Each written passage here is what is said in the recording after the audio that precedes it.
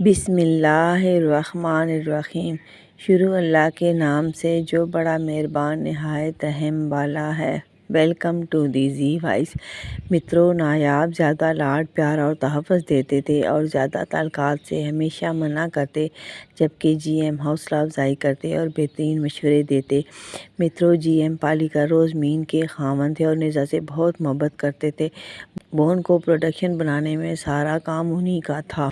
वो निज़ा को भी बहुत समझाते, जब ज़्यादा प्रेशर डालते तो निज़ा रूठ जाता और जीएम को निज़ा की नाराज़गी किसी सूरत मंजूर नहीं थी। वो चाहते थे कि निज़ा मैरी से शादी कर ले। उनके 2 बेटे थे, बड़े अमोल पालिकर, और फिर औलाद ना हुई। 15 साल बाद अचानक रोज़ मीन को हमल रहेगा तो कला और पैदा हुई। ये जीएम लोग काफ़ी सगे भाई थे और फिर चचाजाद, तायाजाद और मामूजाद फुफ्फो के बेटे तो जीएम की कसीर बाहें थीं। वो सारे जीएम के साथ जुड़े थे और जीएम को विरसे में दूरदर्शन मिला था। वो सबसे बड़े थे तो दूरदर्शन के जनरल मैनेजर बनाए गए थे। दूरदर्शन के स्टूडियो में ही वो सब रिहाइश पजीर थे। बोन प्रोडक्शन के इफ्तिताह पर निज़ाम, मैरी, उज्जवल, रिम्मल, समीर बाबू, कंवर लोगों के हमरा जीएम लोग सारे पहुँच गए। प्रोडक्शन की वसी और शानदार इमारत थी जो रिसेप्शन के नाम से थी। खूबसूरत नीलगों पोल, नए मॉडल की जीपों की कतारें लगी थी। बोन ने आकर निज़ा के पैरों को रगड़ कर माथे से लगाया और उससे लिपट कर धाड़े मार मार कर रोया। अरे खुशी का मौका है, नाच गाना करेंगे, और तुम मातम करने लगे। निज़ा ने बाहों में भर लिया। सारे बच्चे भी साथ थे। नौफरतीत हर जगह बाप के साथ जाती थी। रिबन काट कर निज़ा ने बाकायदा इफ्तिताह किया। निज़ा को गुस्ल देंगे सारे मेम्बरान बड़ा टप ले आए। ना करो, निज़ा को हया आ गई। बस पैर धुलाई की रस्म करते हैं। निज़ा ने मजीद कहा। नो नो, उतारो लिबास। सब उसका लिबास खोलने लगे। निज़ा ने अपना आप छुड़ाते मैरी को देखा। चल खैर है, मैं मुँह दूसरी तरफ कर लेती हूँ, वो पिचकार कर बोली। सब ने खींच कर लिबास उतार दिया। निज़ा ने अंदर वाले कपड़े ना उतारने दिए। उसे टब में बिठाया गया। कुछ दूध उसके सर पर डालने लगे, कुछ मलने लगे।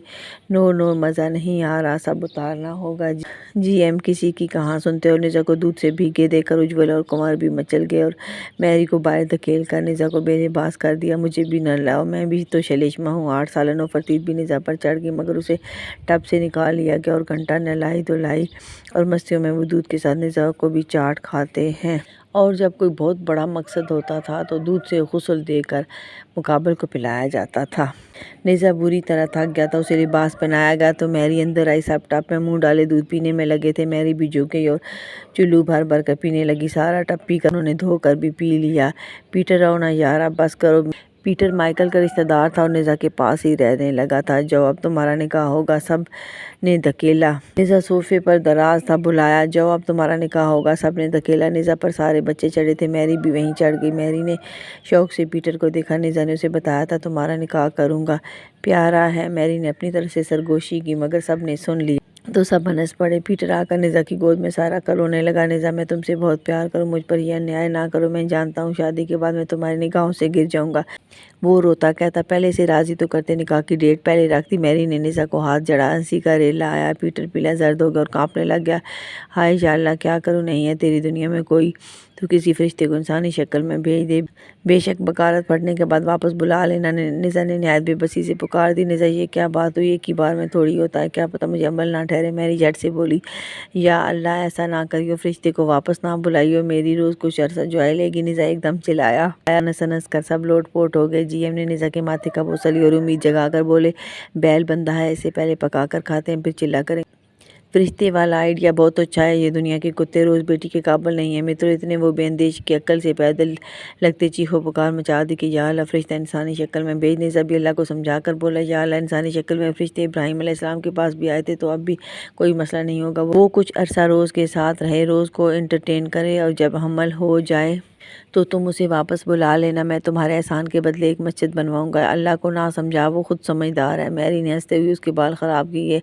बैल बंदा था। निज़ा ने हलाल कर दिया और 2 दिन वो उसे पका पका कर सारा खा गया। निज़ा ने पीटर को प्रोडक्शन का जीएम बना दिया कि सारा प्रोडक्शन वो संभालेगा। प्रोडक्शन में बहुत शोबे थे। जीएम ने ही तरतीब दी कि 2 काम करेंगे, एक गायकी, दूसरा मूवी मेकिंग। माइकल डैनियल अच्छे गायक थे। गायकी के साथ वहाँ वीडियो भी बनाए जाते, एल्बम निकाले जाते। पीटर बहुत अच्छा मूवी मेकर साबित हुआ। निज़ा वैसे भी पारस्ता बुराइयों को बदन से चूस लेता था। निज़ा ने वहीं रिम्मल और पीटर दोनों की शादी कर दी।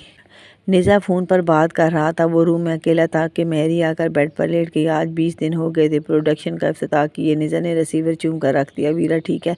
मैरी समझ गई थी कि वीरा की कॉल थी। वीरा बहरीन गई हुई थी। शुक्र है माँ पारा और जहाँ आरा भाभी आ गई हैं। जहाँ आरा और माँ पारा 2 बहनें थीं और इम्मल और पीटर के निकाह में आई। निज़ा ने पानी का आधा गिलास पड़ा था पिया और मैरी की तरफ मुँह करके लेट गया। दोनों एक दूसरे को देखने लगे।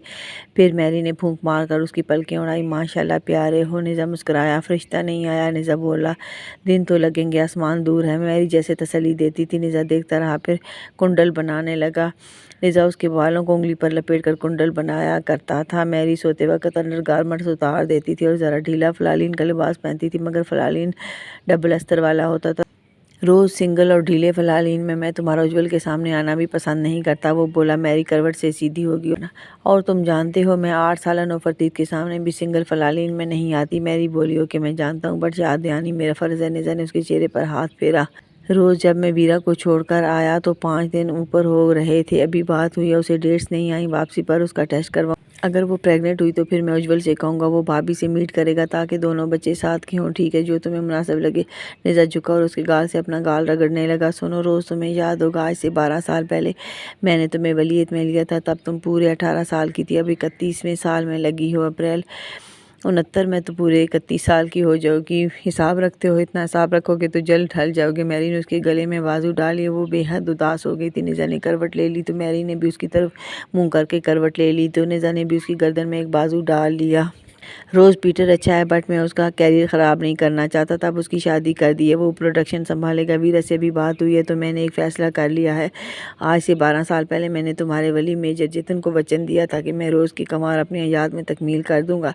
12 साल गुजर गए, मैं कोई उपाय ना कर सका। बोन मेरा पुत्र मासूम है, मेरे हुक्म का पाबंद है, लेकिन तुम उसके लिए अम्मा के दर्जे पर हो और वो तुम्हारे लिए बेटा। मैं नहीं चाहता तुम्हारी दिल ही में रह जाए। मैरी एकदम उसके साथ लिपट गई। निज़ा कमर पीठ मलने लगा। रोज़ बाबल के लिए बहुत जद्दोजहद कर ली, वो हाथ नहीं आया। मेरे पहले जन्म में 6 बेटियां हुई, बेटा कोई भी ना हुआ। दूसरे जन्म में 4 शादियां की, नाच गाना करते थे, ज़िंदगी जीते थे। 9 बेटियां हुई, बेटा कोई ना हुआ। इतना हुस्न था, जवानी था, तारे बाम से उतर कर देखते थे। मंडेरों पर चढ़ी बेलें फूलों को कुमलाने ना देती कि निज़ा का जी अच्छा रहे।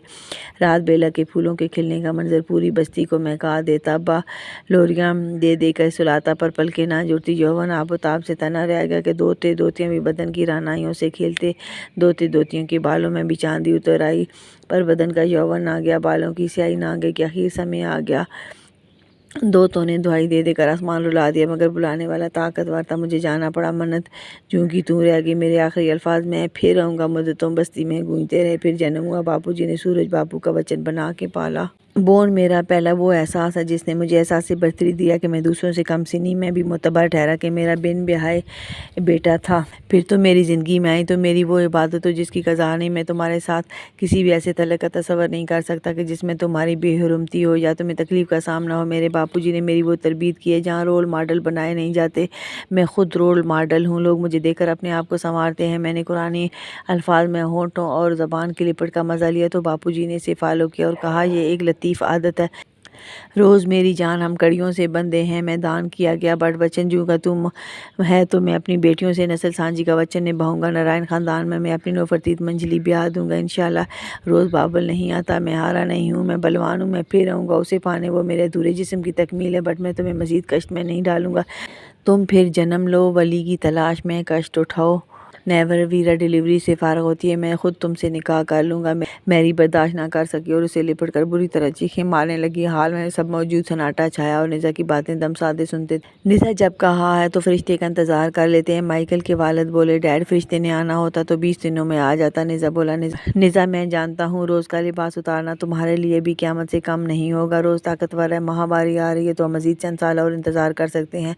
निज़ा को अलकान देकर मैरी उसे जल्दी जल्दी बहलाने लग गई कि 12 साल इंतज़ार कर लिया। डैड ठीक कहते हैं, चंद साल और देख लेते हैं। जबकि जीएम जल्दी जल्दी कहने लगे, हम मसल्ले डाल के बैठ जाते हैं, फरिश्ता जल्दी आ जाएगा। जबकि मैरी भी जल्दी से बोली, आए फरिश्ते तू कब आएगा, जल्दी आ जाना। मैं मैं तो सुबह से तुम पर आशिक हुई बैठी हूँ, फरिश्ते आ जा के सब नारे लगाने लगे। तो निज़ा उठकर बाहर आ गया और सब ने उसे दरमियान में दबोच लिया और पलों में सारा क्रोध पी गए। तू कुछ डाल के आया है, काकी आने वाली है। फिर उज्जवल ने खूब चाटियाँ ली। हाँ यार, तुम्हें बता ही ना सका कि काम ने दिमाग घुमाया हुआ है। सारी रात वो अल्लाह गुल्ला करते तमाशा करते रहे।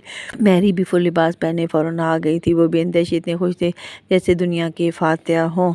सब लोग वापस रवाना हुए। जाती दफ़ा माइकल की बहन नेज़ा के साथ लटकी थी कि उसे वहाँ कौन संभालता है। एक तो सूरजवंशियों के विषय में काकियाँ इतनी ज़्यादा आई हैं कि जिधर मुँह करते हैं वहाँ से भी काकी टपक पड़ती है। जीएम ने रिमार्क्स दिए कि सूरजवंशी कले में लड़कों के साथ लड़कियों की पैदाइश की रेशो ज़्यादा थी।